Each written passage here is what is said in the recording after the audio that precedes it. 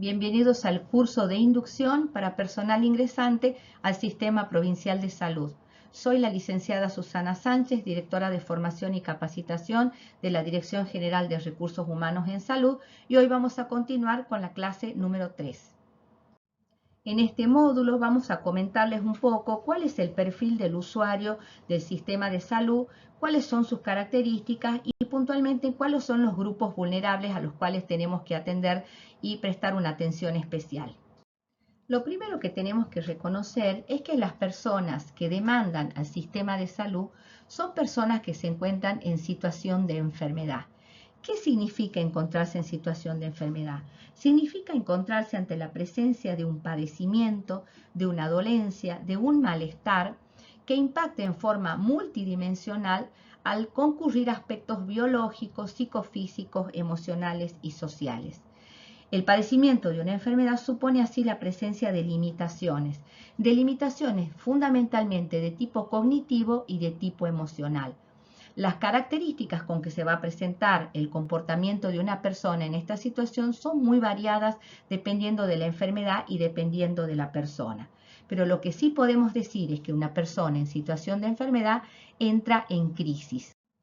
Vamos a conceptualizar la crisis como un estado temporal de trastorno y desorganización caracterizado principalmente por la incapacidad del individuo para abordar situaciones particulares utilizando métodos acostumbrados para la solución de problemas y por el potencial para obtener un resultado positivo o negativo.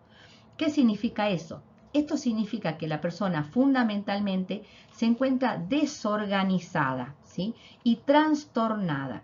La desorganización y el trastorno implican que la persona se encuentra fuera de eje, no se encuentra en condiciones de armonía y de alguna manera hay una pérdida del control respecto de sus comportamientos, respecto de sus reacciones y respecto del potencial entendimiento. Esta persona llega hacia la consulta en una situación de emergencia, con un emergente que requiere ser atendido, que requiere ser resuelto. A su vez, si esta situación se refiere no es personal y por ahí se refiere a un familiar y especialmente a un niño, decimos que esta desesperación, angustia, todos estos sentimientos negativos y la sensación de pérdida de control generan mayor vulnerabilidad en la persona. Estar en una situación de vulnerabilidad significa estar en una situación a expensas del otro. En este caso, el otro somos nosotros, las personas que trabajamos en el sistema de salud, a quien podríamos decir que estas personas se entregan, se dan, esperando encontrar una solución a su problemática. Y en esta entrega y en este darse aparece también lo que damos en conocer como el sujeto supuesto al saber, que significa hacernos depósito de un saber en particular que nos da poder para poder actuar. Entonces, esto marca una situación de desequilibrio entre la persona enferma y entre el personal de salud, donde ese poder debe ser bien usado en beneficio de la persona y en pos de la solución de su problemática. Cuando hablamos de este poder del cual nos hacen depositarios a las personas que trabajamos en salud, nos estamos refiriendo a un poder en el saber de poder actuar, accionar, realizar las intervenciones necesarias para poder resolver la situación de enfermedad de la persona. En este hacer tenemos que tener en cuenta, y es muy importante como personal de salud, que debemos respetar y velar por la integridad del paciente, garantizarles sus derechos, sus libertades y fundamentalmente brindarles un trato personalizado, gestionar sus necesidades y expectativas con respeto, con empatía, con objetividad, propiciando relaciones positivas y sirviendo de cauce de comunicación. Esto, dado que la persona se encuentra en situación de vulnerabilidad, nos pone en un lugar de absoluta responsabilidad respecto de la interacción con el paciente, con el usuario de salud. Lo esperado o lo previsible o lo recomendable es que lo primero que debamos hacer es tratar de devolver el equilibrio a la vida del usuario, contener, clarificar, asesorar, o sea, tratar de calmarlo, de buscar que entre en situación de racionalidad, que controle su emocionalidad, para recién en un segundo momento poder pasar a hacer las intervenciones técnicas necesarias. Para esto es fundamental transmitir la información completa en relación a la situación en términos comprensibles y accesibles. O sea, nos está diciendo que para poder actuar debemos pararnos ni más ni menos que desde el lugar de otra persona que está empáticamente tratando de entender lo que al otro le pasa y buscando las mejores soluciones. Todos los aspectos mencionados anteriormente en relación al trato con el usuario son válidos, por supuesto, para absolutamente toda la población que asiste al sistema de salud. Obviamente una población sumamente diversa, sumamente abarcativa y con diferentes características. No obstante ello, podemos encontrar o distinguir algunos grupos dentro de la población a los cuales vamos a considerar vulnerables. Estos grupos son personas que por sus diferencias socioculturales, económicas y o biológicas se encuentran en desigualdad de condiciones de la mayoría de las personas, o sea, se encuentran en un estado de vulnerabilidad mayor al común de las personas que vienen al sistema de salud. Por ello, son grupos que requieren recomendaciones especiales en cuanto al trato, un trato diferencial e interacciones específicas de características particulares. Podemos mencionar numerosos grupos, pero puntualmente vamos a destacar 4 grupos que son los más típicos que asisten al sistema de salud. El grupo de niños y adolescentes, el grupo de embarazadas, el grupo de adultos mayores y el colectivo trans. La infancia y la niñez abarca aproximadamente entre los 0 a los 12 años y la adolescencia abarca desde los 12 hasta los 16-18 años, dependiendo de las distintas culturas. Consideramos que son etapas de la vida de altísima vulnerabilidad. Esto porque fundamentalmente por 2 características que se dan. La primera es el estado de dependencia. Son grupos que tienen una dependencia todavía real de los adultos. Dependencias en los distintos sentidos, dependencia física, dependencia emocional, dependencia económica.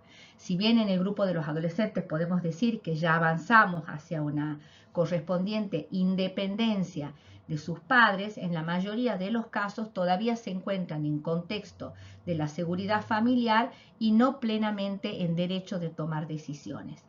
La otra característica, aparte de la dependencia, es la característica de encontrarse en estado de conformación aún de su estructura psíquica de personalidad y de desarrollo físico también. ¿Qué significa esto? Que tanto los niños como los adolescentes están todavía en el proceso de elaboración, de definición de su identidad, de su personalidad. Cuando hablamos de identidad estamos hablando de aspectos tanto físicos como aspectos de índole sexual, como aspectos que tienen que ver con la personalidad, con la identificación con los otros, con la definición de sus afinidades y gustos y con las diferentes orientaciones en relación a la vida. Entonces, en este sentido, podemos decir que este grupo es un grupo que se encuentra en un estado de mayor desequilibrio, de menor armonía y que por ende pueden ser factibles de que esta dependencia que aparezca de los adultos pueda condicionarlos en muchos aspectos. Cuando hablamos de condicionar, estamos diciendo que a partir de esta dependencia el adulto tiene una fuerte influencia, sobre todo en el niño, quizá no tanto en el adolescente. Esta fuerte influencia a partir de la dependencia que tiene el adulto hace que el niño esté a expensas de las decisiones del adulto. Por lo tanto, esta vulnerabilidad física, emocional y psicológica lo pone en una condición de mayor cuidado, de mayor contención, de mayor atención en cuanto a todos los aspectos. El niño debe ser tratado con respeto y cariño, hay que ser pacientes en el trato, hay que hacerlos sentir que se sientan seguros y tranquilos. ¿Sí? Se ha discutido mucho respecto de la expresividad en el cariño, ¿sí? O la exteriorización del cariño en relación a los niños, si era conveniente o no en el ámbito de salud. Estamos hablando puntualmente respecto del personal de salud y los niños o niñas pacientes. Y se ha llegado a la conclusión de que el mejor trato que puede otorgársele a un niño es justamente la expresión de afecto. demostrarles cariño y demostrarles a través del cariño y el afecto que están contenidos, que están en buenas manos y que pueden confiar y entregarse a estas personas que van a trabajar sobre ellos, a resolver su problema. Pero en el caso de los niños, normalmente no hablamos solamente de ellos. Entra a jugar otra variable que es la presencia de los padres. Los padres acompañan al niño y los padres tienen un rol sumamente importante. Un rol que puede ser beneficioso o que puede ser obstaculizador. Beneficioso en el sentido de que acompañan al niño, lo van a contener y si logramos generar un lazo de confianza también con los padres, se entregarán a las disposiciones que decidamos llevar adelante respecto de la cura del niño y aceptarán las distintas circunstancias que se planteen en el ámbito de salud. En ese sentido, jugarán un papel indispensable acompañando y comprendiendo todo el proceso. Pero también pueden tener un rol obstaculizador en dos sentidos. Cuando tienen una angustia tremenda, el sufrimiento es muy grande respecto de lo que les ocurre a sus hijos y por ende también pierden, al igual que el que está enfermo, la racionalidad respecto del proceso. Y a veces cuesta, ¿no es cierto?, la comunicación y el entendimiento con ellos para que puedan acompañar de la manera adecuada. Entonces esto hace que se pongan a veces en una situación de ofuscación, de resistencia respecto de algunas intervenciones o básicamente de no acompañamiento. Y por otro lado tenemos un tercer aspecto también en el caso de los padres de obstaculizador cuando hablamos de padres que muchas veces son ellos los que provocan el daño en el niño. Recordemos que estamos hablando del sistema público de salud, donde muchas veces lo que vamos a ver van a ser niños que vienen en condición de sufrimiento, en condición de abuso o de condición de abandono por parte de sus propios padres. Y en esas circunstancias vamos a tener que convertirnos al revés en los guardas del niño, preservándolos de sus propios padres, que son aquellos que les pueden provocar el daño. Son situaciones muy delicadas que hay que saber manejarlas, que requieren entrenamiento, ¿es cierto?, a medida que vayamos tratando con ellos y dependiendo de los distintos roles en los cuales nos toque actuar. Respecto de los adolescentes, es un grupo etario muy diferente. Recordemos que han sido recientemente incorporados con esa distinción y con criterios particulares en cuanto al trato, en cuanto a la atención, porque antes eran puestos dentro del grupo de niños y niñas y con el tiempo se vio, digamos, todas las diferencias en cuanto a todos los aspectos que tienen y que requieren intervenciones diferentes. En el caso de los adolescentes lo que ocurre justamente es algo diferente. El adolescente suele ser reticente a ingresar al sistema de salud. Son reticentes a la atención, son reticentes al reconocimiento de su dolencia, suelen negarla u ocultarla, ¿sí? Entonces, en general, van a ser pocas las situaciones en las cuales el adolescente se va a dirigir en forma voluntaria y va a demandar directamente. Generalmente el adolescente asiste cuando está en una situación muy crítica, o sea, donde hay una crisis que lo supera totalmente. No suelen ir en las situaciones leves, sino justamente en las más complejas, o cuando son, ¿no es cierto?, llevados o derivados por un adulto que los ve en ese estado de sufrimiento y obviamente les indica el ingreso al sistema de salud. Esta reticencia tiene que ver con una característica de la adolescencia que es la desconfianza del adulto. El adolescente en esta etapa de la vida confía en sus pares y desconfía de sus padres. Entonces este proceso hace que normalmente sea como muy, se meta en sí mismo, no confíe, no comente, no cuente, ¿sí? En general se cierra y es difícil lograr este vínculo.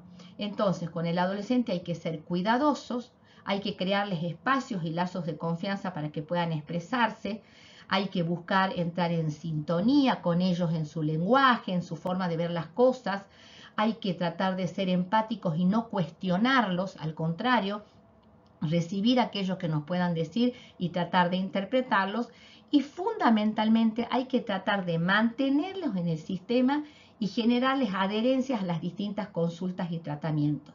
¿Qué quiere decir esto?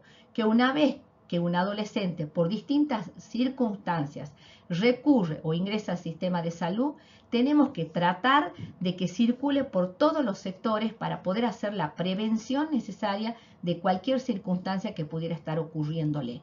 Quizá viene por una consulta odontológica, porque está muy dolorido y bueno, no le queda otra. Bueno, tratar que captado en esa consulta odontológica pueda atravesar, ir a una clínica, ir a un servicio de ginecología o de urología para ver los aspectos de cuidado, de cuidado y prevención sexual, ver que pueda ser visto por un clínico para ver otras cuestiones, quizá una consulta con salud mental, quizá la intervención del área de trabajo social. O sea, hay que buscar de retenerlo y que se convierta en realmente en una oportunidad de rescate y de prevención y atención de las distintas circunstancias que pudieran plantearse. También es importante recordar que hoy en día los adolescentes están considerados que a partir de los 16 años tienen derecho a decidir, por ejemplo, sobre su salud sexual y reproductiva. Por lo tanto, hay que reconocer que hay algunos aspectos en los cuales están en condiciones de toma de decisiones y esos aspectos hay que también saber respetarlos. Otro grupo al cual vamos a considerar dentro del contexto de los vulnerables es el grupo de las embarazadas. Si bien el embarazo vamos a decir que es un proceso natural de la vida de toda mujer y que debe transcurrir de esta manera, no es una enfermedad, no es una patología, también podemos decir que constituye un hecho biopsicosocial muy importante en la vida de cualquier mujer. Esto fundamentalmente porque comprende profundos cambios desde el punto de vista somático, psicosocial, emocional, psicológico. Y este proceso, indudablemente, de esta cantidad de cambios, provoca un incremento de la emotividad, ¿sí?, a más de los cambios fisiológicos, metabólicos e incluso morfológicos que vive la mujer. El embarazo es vivenciado de una manera particular por cada una de las mujeres, dependiendo de muchísimos factores que inciden, pero indudablemente la mayoría de las mujeres atraviesan el embarazo con sentimientos encontrados. Por un lado, los sentimientos de felicidad, de alegría, de futuro, ¿no es cierto?, de esperanza respecto de ese hijo que van a nacer y en el cual se depositan muchos de nuestras expectativas, pero también van acompañados por muchos sentimientos de angustia, de inseguridad, de temor, de no conocer, ¿sí?, no solamente porque se está atravesando un proceso nuevo, sino también porque no se sabe cómo se llega a buen puerto y qué es lo que puede ocurrir después. Entonces, este tobogán emocional por el que vive la mujer a lo largo de su proceso de embarazo la pone en una situación de vulnerabilidad, en la cual requiere un trato especial de contención, de entendimiento, de acompañamiento. Ahora bien, si bien esto es lo que mencionamos como un embarazo en un proceso normal, vamos a pensar que además vamos a hablar de un embarazo especialmente vulnerable cuando encontremos mujeres que se encuentran bajo circunstancias o condiciones que pueden incrementar estos aspectos y que además las hacen encontrarse en debilidad respecto del manejo de su embarazo. Estos factores, estas circunstancias pueden provenir de cuestiones propias de su personalidad, de su condición social, de su condición económica, de su momento de vida, o sea, pueden provenir de muchos aspectos. Principalmente podemos decir que en el sistema de salud vamos a encontrar algunos condicionantes que marcan mucho esta característica. Nos vamos a encontrar con mujeres que vienen a transcurrir su embarazo en un proceso de absoluta soledad. Muchas sin parejas o sin padres o madres que acompañen, mujeres solas que van a llevar su embarazo de esta manera y que indudablemente todas estas emociones negativas aumentan, se incrementan y condicionan la situación en la que se encuentra. También nos vamos a encontrar en muchos casos con mujeres que son multíparas, que vienen a parir a lo mejor su octavo, su noveno hijo siendo muy jóvenes, ¿sí?, donde no ha habido una prevención, digamos, del embarazo, ni un correcto manejo de su salud sexual y reproductiva, y de repente esta condición no es vivida como algo beneficioso, sino al contrario, es una vivencia de que se trae otro hijo más al mundo en un contexto difícil de manejar y con condicionantes económicos y sociales, muchas veces con intervenciones de parejas u hombres en sus vidas que que no las respetan, que no tienen, que no las valoran. Bueno, estos aspectos son las situaciones con las que realmente nos vamos a encontrar. En otros casos nos vamos a encontrar con adolescentes o niñas embarazadas, productos en algunos casos de lo que conocemos como el embarazo no intencional adolescente, o sea, donde ha habido una mala toma de decisiones sin prever las consecuencias, por lo tanto el contexto es de una vulnerabilidad altísima y de una inseguridad tremenda. Y en el caso de niñas y adolescentes también nos vamos a encontrar en algunos casos con que son embarazos frutos de abusos o violaciones o con acciones en contra de su voluntad. O sea, imaginémonos estos contextos y cómo cada uno de estos condicionantes que voy mencionando aumentan la tremenda vulnerabilidad en la que se encuentran estas mujeres. Y por otro lado, también vamos a encontrarnos con mujeres que a veces vienen embarazadas y se encuentran en condiciones de adicción, producto también de su contexto socioeconómico, de las dificultades, de la pobreza, de la falta de oportunidades, de la infelicidad de sus vidas, del buscar recurrir a algo que las salve y las aleje de toda realidad. ¿Qué queremos decir con todo esto? Que nos vamos a encontrar con todos los casos posibles y todas las condiciones. ¿Cuál debe ser la posición y la actitud del personal de salud? Debe ser una posición y una actitud absoluta de empatía, solidaridad, entendimiento, acompañamiento y fundamentalmente no juzgamiento y contención. Estamos ahí para acompañarlas a llevar su embarazo, su proceso adelante en las mejores condiciones de salud y con el mejor trato si esto pudiera llevarse adelante de una manera sin riesgo para la mujer. O sea, ese es nuestro rol. Nuestro rol no es otro que acompañar de esta manera. No puedo dejar de mencionar indudablemente un tema que también atraviesa el sistema de salud, que es la cuestión de la vigencia en nuestro país de la ILE y de la IVE, que es la interrupción legal del embarazo y la interrupción voluntaria del embarazo, que está garantizada, ¿no es cierto?, está legislada y que también se lleva adelante en nuestros centros de salud.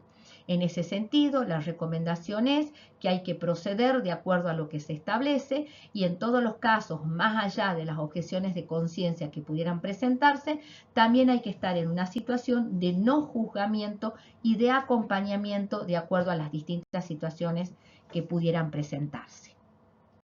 Otro grupo que vamos a considerar vulnerable es el de los adultos mayores. ¿Qué decir al respecto? Claramente entender que la persona que va envejeciendo a lo largo de su vida va perdiendo de forma progresiva su autonomía personal, se vuelve dependiente. La edad conlleva el deterioro paulatino del organismo físico, cognitivo y emocional. Y este estado de dependencia los pone en una posición, primero, donde muchas veces no están en condiciones de tomar decisiones y en muchos otros casos también los lleva en este deterioro cognitivo y emocional a que sus comportamientos no estén plenamente controlados.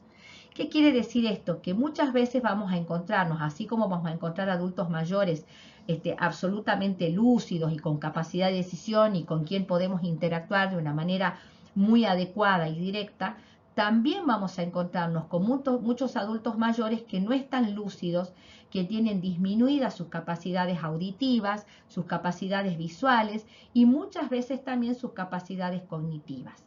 Entonces, con estas personas hay que tener una actitud de mucha tolerancia, mucha paciencia, ¿sí? Tratar de crear un ambiente amigable, generar confianza con ellas. Son personas que también se vuelven desconfiadas, ¿sí? Que normalmente tienen algunas mañas, o sea que hay que tratarlos con mucho cuidado y desplegar todas las herramientas comunicacionales necesarias para entenderlos y hacernos entender, dado que estas limitaciones van a condicionar la posibilidad de interacción. Indudablemente también hay que tener una actitud de contención, de entender cuál es su situación y de buscar la mejor manera de que llegue a puerto la solución de su problema. Recordemos también que en muchos casos los adultos mayores que nosotros vamos a asistir en el sistema de salud son adultos mayores que se encuentran solos, muchos en situación de abandono, en situación de desnutrición, muchos en situación de un alto descuido, a lo largo, producto de todo lo vivido, ¿no es cierto?, a lo largo de su vida, algunos inclusive indigentes o sin vivienda. Entonces, todos estos elementos son condicionantes que van a hacer que a mayor cantidad de la presencia de estos tengamos que tener mayor cuidado y mayor atención respecto de ellos. Entonces, es un grupo de una alta vulnerabilidad, el cual requiere también un tratamiento muy especial. Por último, vamos a referirnos a lo que se da en llamar el colectivo trans como grupo también de vulnerabilidad. Debemos recordar que con la sanción de la Ley de Identidad de Género, la Ley 26743, se dio un paso fundamental para la visibilidad, identidad e integración de las personas trans en nuestra sociedad. Esta ley lo que hace es garantizar el acceso del colectivo trans al sistema público de salud, entendiendo que este colectivo tiene necesidades de salud específicas y que no reconocerlas se traduce en un acto de discriminación. El término trans como tal es un término sombrilla que acoge diferentes identidades y expresiones de género, ¿sí? Incluiría a las personas transgéneros, transexuales, travestis y en general a quienes cuestionan el binario entre hombre y mujer como única opción de identificación individual y social. Existe así pues una obligación legal para todos los ciudadanos, como así también para todas las instituciones públicas y privadas, de tratar y llamar a las personas con el nombre y en el género en que cada cual se autopercibe luego de ser simplemente expresado. Esto debe respetarse independientemente de que el cambio registral esté realizado o no. Puntualmente, para brindarles un entendimiento para quizá aquellos que no lo tengan claro. En el colectivo trans incluimos todas las posibilidades, ¿no es cierto?, de las diversas sexualidades hablamos. Podemos discriminar básicamente distintos grupos. Por un lado, hablamos de género cuando nos referimos al género de índole biológica con que cada persona nace. Entonces hablamos de género femenino y masculino. Después podemos hablar de identidad de género. Identidad de género es el género con el cual se percibe, ¿sí?, la identidad de género con el cual se percibe una persona. Entonces, puede ser que una persona tenga género masculino, pero se autoperciba con género femenino, o sea, se sienta mujer, o viceversa. Una persona de género femenino se perciba y se identifique con el sexo masculino y por lo tanto se sienta varón. Entonces, para claridad, género e identidad de género. Por otro lado, tenemos también lo que se llama expresión de género. La expresión de género es la forma en que se expresa esa persona en su vestir, en su hacer y en su comportamiento que tiene más relación con un género que con el otro. La expresión de género es un concepto absolutamente cultural y construido, no natural. ¿Qué significa esto? Que la decisión de que las mujeres usen color rosa o se vistan con vestidos o con polleras, que puedan usar el pelo largo, que usen joyas, que se pinten, que usen tacos, que se comporten de una determinada manera, delicada, etc., es una construcción colectiva y cultural que se hizo a lo largo de la historia de lo que representa el género femenino y viceversa respecto del género masculino. Entonces, cuando hablamos de expresión de género, hablamos de la forma, esta que estaba mencionando, en que se expresa el género en una persona. Así podemos tener una persona de género masculino que se exprese como género masculino, por lo tanto se vista cultural como lo que es aceptado culturalmente y socialmente, con pantalón, con camisa, con zapatos, con un corte de pelo masculino, se mueva, se comunique, etcétera, se exprese bajo ese criterio. O también podemos tener una persona de género masculino que su expresión de género sea femenina. es lo que normalmente conocemos como travesti, o sea, como transvestido, que se viste de forma diferente a su género. Y por último tenemos lo que es la orientación sexual. La orientación sexual es la elección para la vinculación de tipo sexual con una persona del mismo género, de otro género o de géneros diversos. Entonces, cuando hablamos de orientación sexual, nos referimos a la heterosexualidad, que es cuando una persona siente atracción física y sexual por otra persona de género diferente al propio. Hablamos de homosexualidad cuando una persona siente atracción física o de tipo sexual hacia otra persona del mismo género. Y podemos hablar de pansexualidad o de sexualidad no binaria cuando una persona de un género determinado puede sentir atractivo físico o sexual por una persona de cualquier otro género independientemente, o de una persona que pueda tener otra identidad de género u otra expresión de género. ¿Esto qué significa? Que la variabilidad, la diversidad sexual y de género que hay es inmensa, es grande. Hoy hablamos de sexualidades diversas. Entonces, en este sentido, todo esto plantea una forma de ver las cosas muy diferente a la tradicional. Puntualmente, en el caso de los sistemas de salud, lo que nos condiciona o digamos, de qué manera los sistemas de salud tienen que pararse respecto de esto es recibir a cualquier persona como persona, independientemente de cuál sea su género, su identidad de género, su expresión de género o su orientación sexual.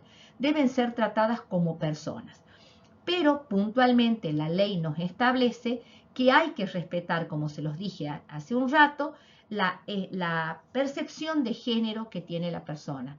Entonces, si de repente ingresa a nuestros hospitales, a un efector, una persona que por su expresión de género nos parece femenina, y cuando vemos su documento, vemos que su documento muestra un género masculino, nosotros debemos tratarla como la persona se autopercibe, con su género, con su identidad, femenina. Por lo tanto, debemos llamarla por ese nombre. Caso contrario, tendríamos un inconveniente porque estaríamos incurriendo, ¿sí?, en no respetar, ¿sí?, su decisión y la mirada que la persona tiene sobre sí misma. Entonces, para concretar este tema, básicamente, en los sistemas de salud debemos atender a todas las personas sin distinción de todos estos aspectos que hemos mencionado, y debemos ser respetuosos de la identidad de género que la persona transmita y nos indique, para poder de esa manera acompañarla en todo su proceso de salud-enfermedad. Bien, por último, para cerrar, las recomendaciones en el trato a la población vulnerable, en términos generales tenemos que considerar que ese trato tiene que ser diferencial y específico en función de sus condicionantes, respetuoso, contenedor, empático, solidario, desprejuiciado y comprensivo. Esto implica poder saltar las barreras que nos separan, sortear las dificultades que se puedan presentar, dejar de lado los propios condicionantes, los propios pensamientos, las propias ideas, ¿sí?, solamente pensar en el otro y tener una alta y una fuerte orientación al usuario. De esta manera nos vamos a encontrar en condiciones realmente de asistir a estas personas con todo lo que se merecen, respetando sus derechos y haciéndolo de una manera digna y adecuada. Ahora bien, así como de parte nuestra vamos a tener que poner mucho para poder realmente desplegar las mejores herramientas, los mejores recursos para resolver las distintas situaciones que se nos presentan, también es dable decir que nos vamos a encontrar en algunas circunstancias con lo que llamamos los pacientes difíciles. Cuando hablamos del paciente difícil, nos referimos a personas que tienen ciertas características de personalidad o ciertos tipos de comportamiento comunes y permanentes que los hacen comportarse de esa manera. Al contrario, cuando hablamos de paciente difícil, vamos a hablar de personas que en un determinado momento y bajo determinadas circunstancias, con sus comportamientos o reacciones, pueden causar sensaciones displacenteras en los profesionales o los agentes de salud en general que los atienden, tales como pérdida de control, pérdida de autoridad o autoestima, aversión, temor, resentimiento, desesperación, enojo, frustración, desesperanza, aburrimiento, rechazo, agresividad, etc. Toda suerte de sensaciones o emociones de tipo negativas. Todo el mundo puede ponerse agresivo en un momento y en una situación determinada, pero en general hay personas que suelen conservar más la calma y otras que son como más reactivas, que pueden saltar por cualquier cosa, se enojan y reaccionan en forma negativa. O sea que el paciente difícil puede ser cualquier persona que, dado el contexto, dadas las circunstancias, sumado a su estado quizá de enfermedad, de inseguridad, de mal momento y a algunas quizás características de personalidad, pueden reaccionar de una forma negativa que nos provoquen estas sensaciones displacenteras y que obviamente distorsionen el espacio, el clima de trabajo y tornen muy difícil el trato con ellas y el establecimiento de una relación razonable. La idea es no tipificar, pero podríamos decir en general que observamos prototipos como son el agresivo violento, el desbordado emocional, la persona en situación de consumo que manifiesta comportamientos muy puntuales, la persona en situación de descomposición psíquica. Son normalmente los perfiles que solemos observar que se presentan, que están en esta situación y que se convierten en pacientes difíciles. Dependiendo de cuál sea el trastorno, las reacciones que puede tener una persona que vive en esta situación pueden ser impredecibles y muy desconcertantes. Pueden producirse cambios importantes en su estado de ánimo, como tristeza, abatimiento, pesimismo, irritabilidad, impaciencia, ira, ansiedad, falta de motivación, estallidos emocionales con pérdida de control, etcétera, etcétera.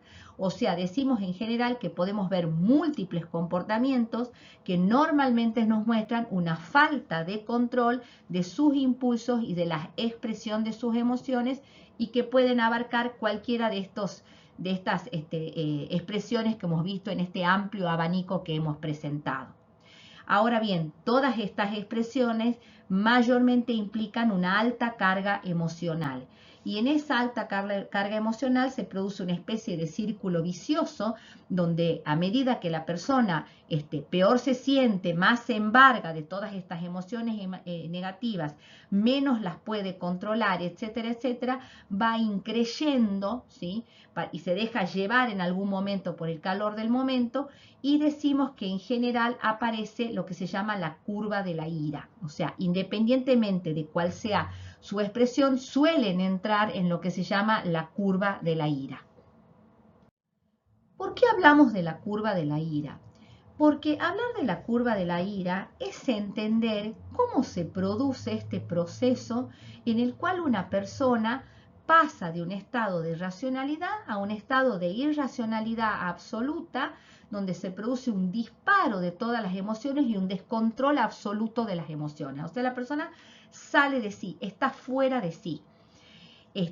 Cuando hablamos de la curva de la ira también estamos pensando, usamos el término ira, pero en realidad nos estamos refiriendo a esa cúspide, en ese momento pico, donde la persona puede estar en un estado absoluto de rabia, de bronca y de enojo, o puede estar en un estado de desborde emocional, ¿sí? Puede estar en un estado de ataque de nervios, puede estar en un desborde de llanto, puede estar en un estado de hiperactividad motriz, o sea, o puede estar en un estado de bloqueo y ataque de pánico. O sea, independientemente de cuál sea la expresión de ese momento, estamos hablando de un pico emocional de absoluto descontrol.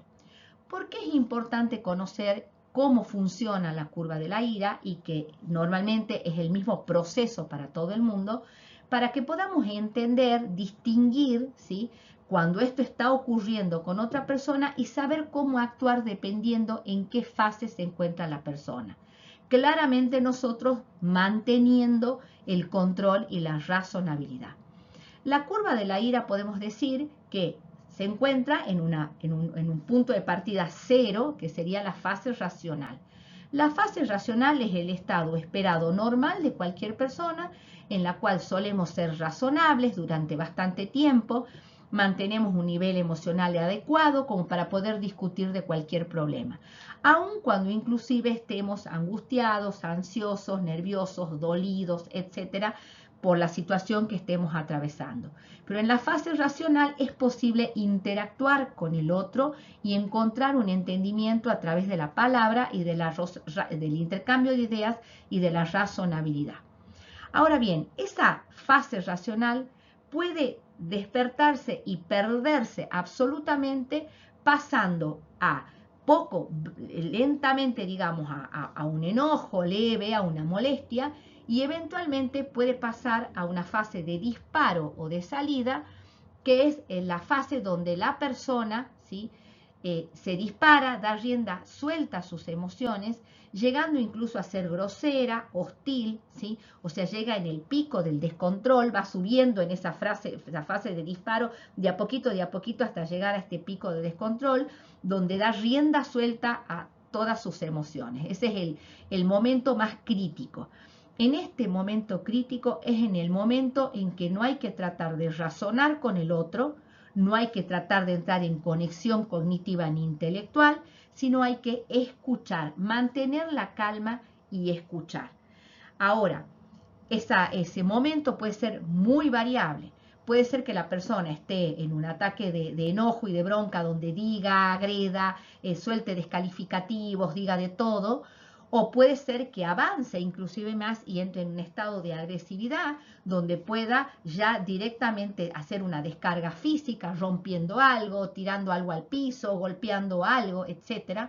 O peor aún, puede llegar a una descarga física agresiva sobre nosotros, o sea, agrediéndonos directamente físicamente, pegándonos una piña, un cachetazo, un sacudón o lo que fuera. Entonces, ese pico, ¿no es cierto?, de la fase de disparo de salida va a ser muy variable dependiendo de cada persona. ¿En qué sentido vamos a considerar pico?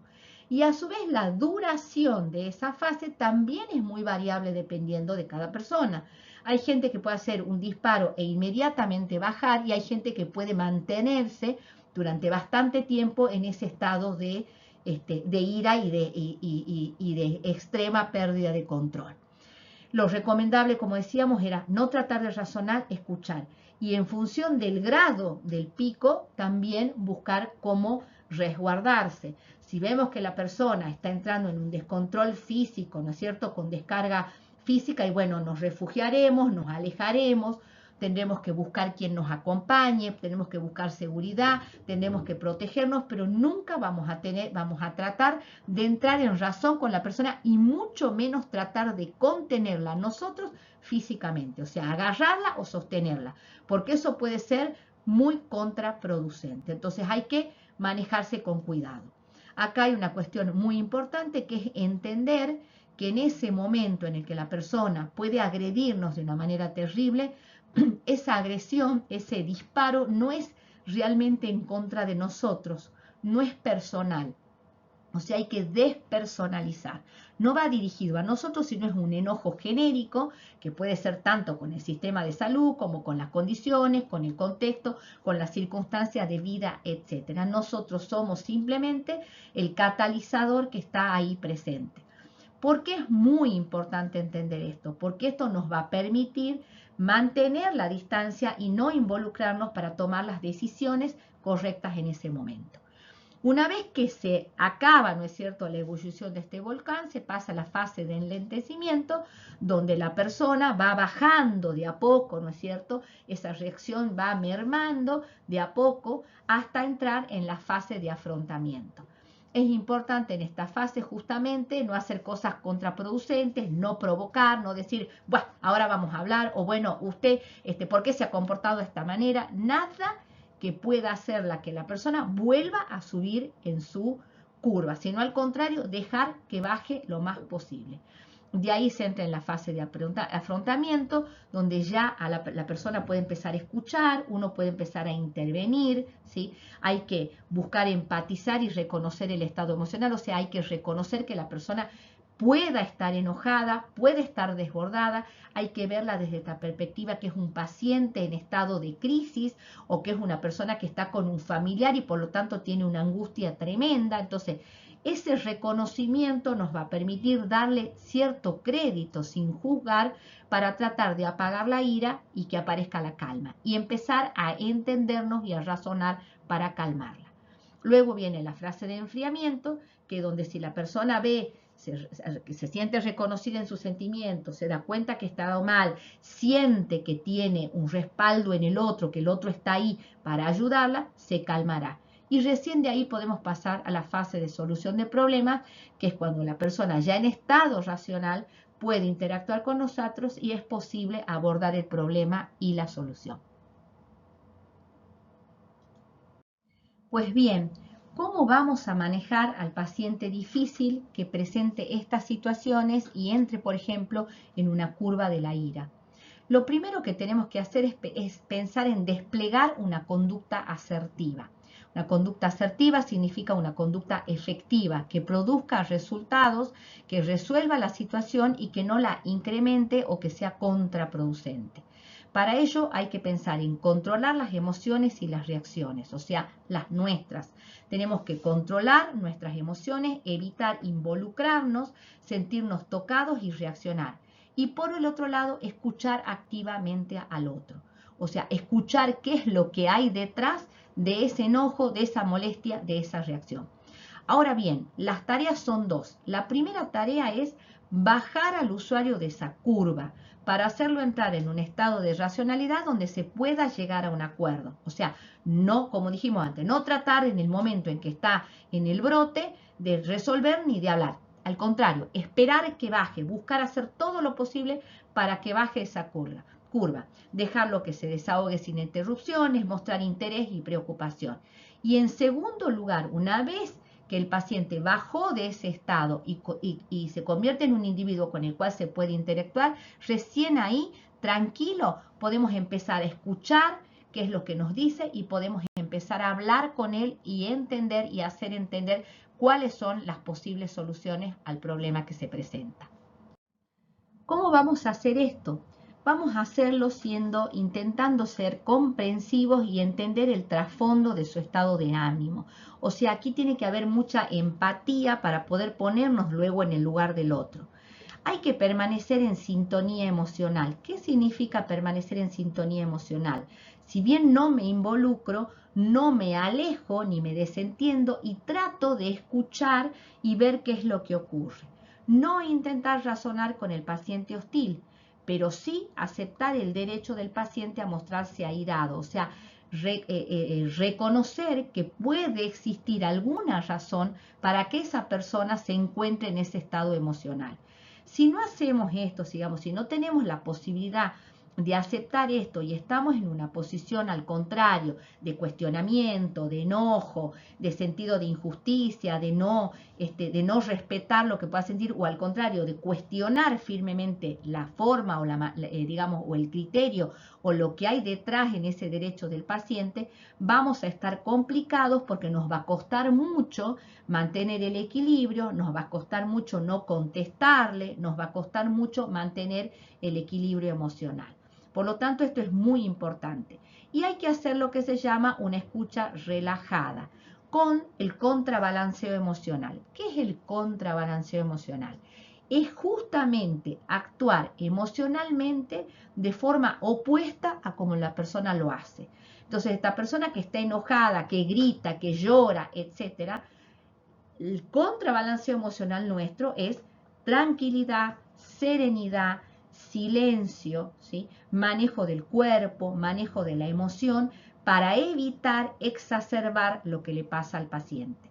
Imagínense si esa persona que grita, llora, etcétera, nosotros nos ponemos también a gritar o a llorar o salimos de nuestro eje y perdemos el control, estaríamos entrando en lo que se conoce como una escalada. Entonces, una escalada es que uno está de una manera, el otro contesta, el otro sigue y vamos cada vez subiendo más el nivel de las emociones. Tengamos en cuenta que hay que tener un gran autocontrol emocional. O sea, poder manejar nuestras emociones para no reaccionar. Ello significa saber de entrada, como yo les había dicho hace un rato, que esto que pasa no es contra mí, no va dirigido a mí, sino es una expresión genérica de descarga por enojo, por angustia, por ansiedad, por miedo, por las razones que sea, que no tienen que ver conmigo, sino que tienen que ver con otras cuestiones. Yo simplemente soy el que está parado ahí en nombre de, para poder recibir esto que está ocurriendo. Entonces esta recepción, si bien pareciera que está de mi parte porque escucho y empatizo, es una recepción objetiva, racional y que va a poner las cosas en su lugar. Tener también autocontrol emocional es lo contrario a estar raptado, cooptado por nuestras emociones. El paciente está raptado por las emociones en este momento. Nosotros justamente tenemos que evitar ser raptados por las emociones. Para esto tenemos que aprender a disociarnos de ese momento. ¿Qué implica la disociación? La disociación significa que en ese momento de esa vivencia tremenda de violencia, de enojo, de agresividad, de descontrol, ¿sí? Yo me paro desde un lugar donde pongo una distancia afectiva de lo que está ocurriendo en ese momento y puedo disociarme emocionalmente. Puedo estar asociada cognitiva y racionalmente para entender y comprender e interactuar con lo que está ocurriendo, pero me disocio afectivamente para que eso que ocurra no me condicione y a su vez no me tome a mí como rehén de mis propias emociones. Eso es disociarse. A diferencia de disociarse, lo opuesto es justamente asociarse afectivamente. Solemos y recomendamos asociarnos afectivamente a situaciones, al contrario, que son agradables, que son recomendables, que nos producen buenas sensaciones, que nos generan un buen clima, que nos producen satisfacción, que nos brindan afectividad, que nos hacen, nos traen buenos recuerdos. O sea, todas esas situaciones que nos generan sentimientos positivos y que nos hacen bien, son situaciones en las que al revés buscamos y debemos asociarnos afectivamente para vivenciarlas de una manera plena. Bueno, entonces en este caso nos disociamos afectivamente. Y además hay que transmitirle aceptación e interés, ¿sí? O sea, hay que saber decirles que estamos interesados en lo que le ocurre, que buscamos resolverlo. En algunos casos, a veces reconocer un error puede desactivar rápidamente, un error de tiempo de atención, o de una mala contestación, o de una espera, o de algo que no debería haber sido de esa manera. Y logrado el clima de sosiego, recién podemos actuar como en cualquier situación normal. Ahora, ante una dificultad en la comprensión o un extremo, como habíamos dicho, por parte del paciente en esta agresividad que puede ser ya de tipo física, debemos buscar ayuda en el personal de seguridad o alguien que esté cerca para que nos ayude, nos pueda proteger. O sea, la seguridad también es importante, proteger nuestra propia seguridad cuando veamos que la situación no podemos manejarla, cuando se está saliendo de los cánones esperados o cuando sentimos que nosotros no estamos en condiciones de poder seguir soportando de una manera adecuada ese momento que estamos viviendo. ¿Qué recomendaciones generales en el trato podemos dar ante estas distintas situaciones que pudieran presentársenos? En primer lugar, es fundamental observar si hay una necesidad de urgencia o si el usuario puede esperar su turno. Este es un elemento central que suele ser disparador al inicio nomás del vínculo con el paciente de distintas situaciones de conflicto. Es lo que conocemos como el famoso triage, que nos va a permitir realmente atender en primer lugar a quien tiene una mayor necesidad de urgencia. Actuar de una manera a través de la cual quede claro que nos centramos completamente en la persona que estamos tratando de ayudar. ¿Qué quiere decir esto? Que cuando estamos en contacto con el paciente debemos dedicarnos al paciente, mostrarles y transmitirles que ese momento es de él, que nosotros estamos solamente para dedicarnos a él. Sabemos, por supuesto, que en distintas situaciones, por ejemplo en una guardia, puede ocurrir que en muchas oportunidades estemos sobrecargadas, haya muchos pacientes sobrecargados, haya muchos pacientes para atender y realmente los tiempos sean muy tiranos.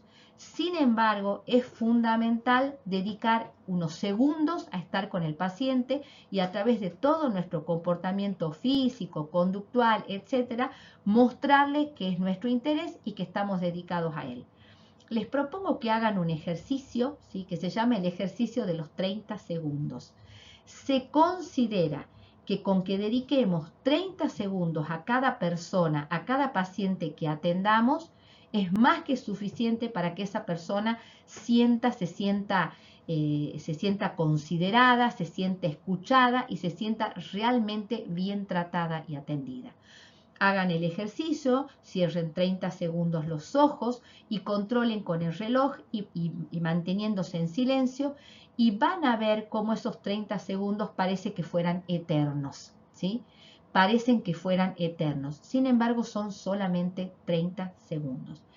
El tiempo es algo relativo, no es algo absoluto, y esa relatividad es muy variable y la valorización es muy diferente dependiendo de cómo está uno.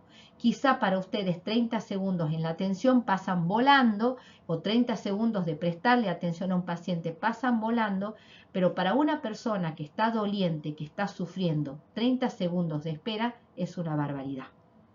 Por otro lado, otra cosa a tener en cuenta es saber cuándo utilizar frases como lamento lo ocurrido, entiendo cómo se siente, pedir disculpas, porque muchas veces el decir solamente estas frases pueden ayudar a las personas que están molestas, que están enojadas, que están en espera, a ver que sus reacciones pueden ser normales. Esto ayuda a tranquilizarlas y evitar que ingresen justamente en un disparo en la curva de la ira.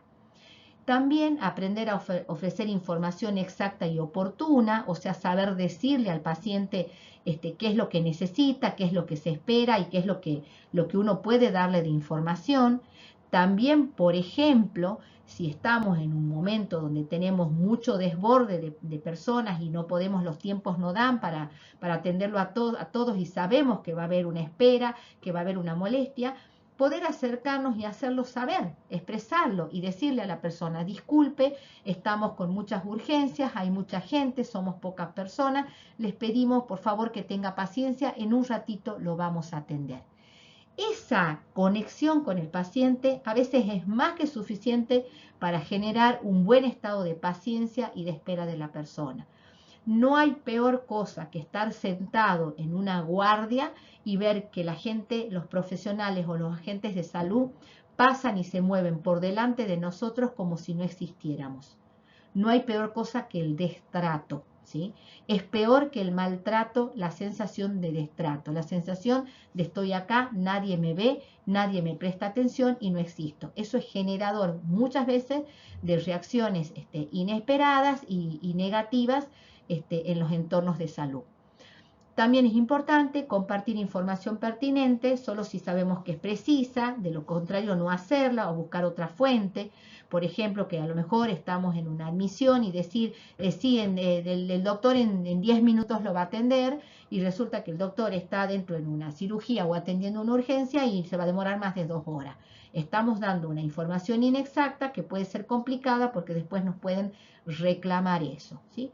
Y por último, una recomendación especial: hay que tener cuidado con el contacto físico y ser cuidadosos y criteriosos para utilizarlo.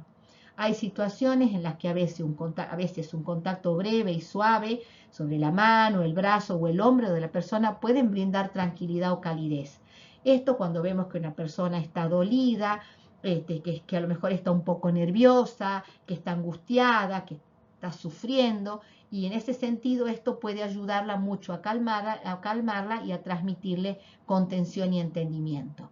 Ahora, si la persona de repente está desbordada en un momento de mucho enojo o en un estado de nervios o de hiperactividad motriz, tratar de tocarla o contenerla físicamente es muy delicado porque puede ser contraproducente. Bueno, estas son algunas de las recomendaciones, por supuesto, que podemos darles entre las múltiples que hay sobre cómo manejar estas situaciones y cómo tratar al paciente en las distintas circunstancias que se pudieran presentar. Por último, nos gustaría tocar una situación que suele presentarse frecuentemente en los ámbitos de salud. Y esta situación es lo que conocemos como la queja. La queja es una manifestación negativa, ¿sí? Una reacción negativa por parte de la persona, pero que no llega a considerarse dentro de lo que veníamos llamando la curva de la ira o o el descontrol emocional. Lo primero que tenemos que decir que la queja no es mala, ¿sí? Y que es bueno que la queja salga, que la tomemos como algo positiva y que tratemos de resolverla en el nivel que corresponde para evitar que se incremente y que tome otro carácter, ¿sí? Mayor. Generalmente cuando la queja está presente, se manifiesta y no se escucha y no se atiende, suele ir creciendo hasta convertirse en algo inmanejable. Es como la punta de un iceberg y muchas veces la incógnita es decir, bueno, yo estoy viendo esto, pero ¿cuántas personas más habrán que están insatisfechos bajo la punta del iceberg, bajo el agua, que no se ven pero que están ahí y que en algún momento expondrán o denunciarán alguna situación que puede complicarnos? Entonces, en ese sentido, a la queja hay que prestarle atención. El descontento tiene necesidad de ser considerado, por lo tanto, escuchado y comprendido. Acá no interesan las justificaciones ni excusas, sino las soluciones precisas y concretas. Entonces, la queja, que aparece como esta expresión negativa respecto de algo que sucede en el espacio de salud y con lo que la persona evidentemente no está satisfecha, hay que prestarle atención y hay que tratarla y trabajarla. ¿Qué hacer entonces con la queja? Con la queja vamos a utilizar la estrategia de los 7 pasos. ¿Qué significa llevar adelante y cuáles son estos 7 pasos? Lo primero que tenemos que hacer es guardar silencio, ¿sí? Guardar silencio. ¿Para qué? Para escuchar atentamente lo que la persona tiene para decirnos. Una vez que escuchamos atentamente y escuchamos efectivamente, o sea, un poco más allá de lo que expresa con sus palabras, vamos a preguntar. ¿Qué es preguntar? ¿Sí? Es indagar respecto de eso que nos dice con el sentido de ver si esa queja es una queja fundada o es una queja infundada. ¿Qué significa esto? Si es una queja fundada, significa que podemos juzgar desde nuestra percepción y desde nuestro conocimiento que aquello de lo cual la persona se está quejando puede llegar a tener razón. Entonces ahí decimos que es una queja fundada. Y sería una queja infundada en el caso de que aquello que la persona nos transmita, aquello de lo cual se queje o con lo que esté insatisfecha, nosotros conozcamos fehacientemente que no es así y que no hay motivos ni argumentos suficientes como para considerarlo. No obstante ello, aun cuando la queja fuera de nuestro criterio infundado, debemos pedir disculpas, o sea, decirle a la persona, lo lamento, lo siento, vamos a ver cómo podemos resolverlo, entendemos lo que usted nos está diciendo, regístrelo en tal lugar, vamos a considerarlo, etcétera, etcétera. O sea, hay que pedir disculpas. Luego hay que dar las gracias, o sea, hay que saber decirle a la persona, bueno, muchas gracias por esto que nos está transmitiendo, vamos a buscar resolverlo. Ahí en ese punto podríamos decir que termina la interacción circunstancial en ese momento, en ese tiempo y en ese espacio con esa persona, de quien hemos recibido esta queja, este reclamo, y del cual debemos ocuparnos. ¿Qué significa ocuparnos? Ocuparnos significa ver que esa queja llegue, si nos corresponde a nosotros, nos haremos cargo nosotros, si corresponde a otro sector, o sea, ver que esa queja llegue al sector correspondiente donde debe ser recibida. Eso es ocuparse. Pero no obstante, una vez que nos ocupamos y dejamos algo en un lugar que quizá no nos corresponde, luego debemos culminar el proceso con lo que se conoce como el seguimiento. ¿Qué es el seguimiento? Preocuparnos de que en ese sector en donde hemos dejado esa queja de un usuario estén haciendo lo que deben hacer para resolverlo. ¿Por qué es importante el seguimiento? Porque podríamos decir, bueno, yo ya recibí y trasladé lo que tenía que trasladar. Porque muy probablemente ese usuario, cuando vuelva la próxima vez y como nos hizo depósito de la queja a nosotros, nos vuelva a buscar para preguntarnos qué pasa, cuál es la solución y se resolvió aquello que nos planteó. Por lo tanto, nos vamos a ver por segunda vez en una circunstancia de estar frente a este usuario que nos está pidiendo una respuesta. Entonces, poder tener respuesta para informarle cuál es el estado de su trámite, de su gestión o de su queja, y si es que podemos darle una solución mucho mejor, nos para desde otro lugar.